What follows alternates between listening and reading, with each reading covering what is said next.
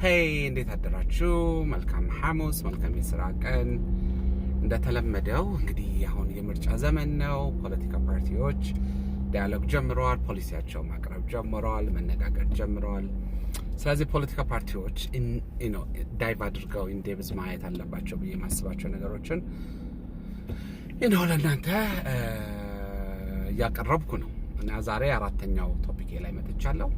የዛሬ ቶፒኬ እኔ ሁልጊዜ እንደ ሀገር የሚያሳስበኝ engagement of youth population in Ethiopian development, in Ethiopian future shaping, in Ethiopian innovation technology.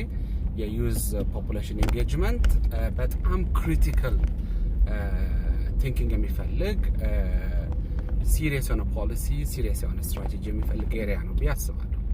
ምናልባት እነዚህ ስታቲስቲክሶች ሊያስደነግጧችሁ ይችላሉ። ለምሳሌ ኢትዮጵያ ውስጥ ዩዝ የሚባለው በደብሊውኤችኦ ዴፊኒሽን ዩዝ ማለት ከ15 ዓመት እስከ 29 ዓመት የሆነ ሰው ማለት ነው። ኢትዮጵያ ውስጥ ከ15 እስከ 29 ዓመት የሆነ ፖፑሌሽን ኦልሞስት 1/3 ነው። 32% አካባቢ ፖፑሌሽን ነው። ከሶስት ሰዎች ውስጥ አንድ ሰው ዩዝ ነው።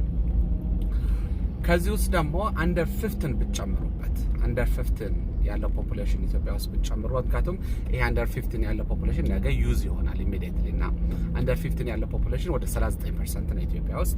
እዚህ ሁለቱም ብትደምሯቸው ወደ 71% ነው። ስለዚህ ከአራት ኢትዮጵያውያን 3 ኢትዮጵያውያን ከ30 ዓመት በታች ወይም ደግሞ ከ29 ዓመት በታች እንደሆነ ይነገራል እና ይገመታል።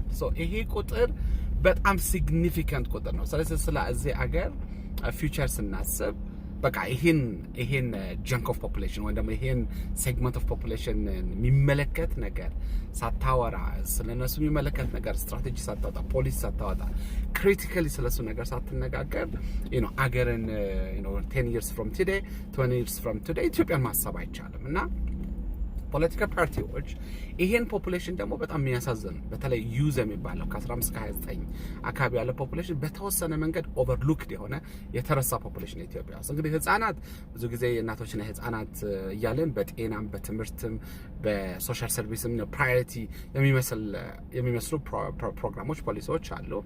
አደልት ደግሞ ከ30 ዓመት በላይ የሆነ ሰው ደግሞ እንግዲህ ኢንፎርምድ የሆነ ዲሲሽን ይወስዳል ተብሎ የሚጠበቅ የተወሰነ ሴት የሆነ ኬሪየር ያለው በትምህርት በፋሚሊም በተወሰነ መንገድ ሴትል ያደረገ ፖፑሌሽን ብላችሁ መውሰድ ትችላላችሁ እና ይሄ ፖፑሌሽን ግራ የተጋባ ፖፑሌሽን ነው። ከ15 እስከ 29 መካከል ያለው ግራ የተጋባ ግን ደግሞ ክሪቲካሊ የሀገርን ፌት የሚወስን ፖፑሌሽን ነው። ስለዚህ ይሄ ፖፑሌሽን በኢትዮጵያ ዲሲዥን ሜኪንግ ፕሮሰስ ውስጥ ኢምፓወርድ ሆኖ ኢንጌጅ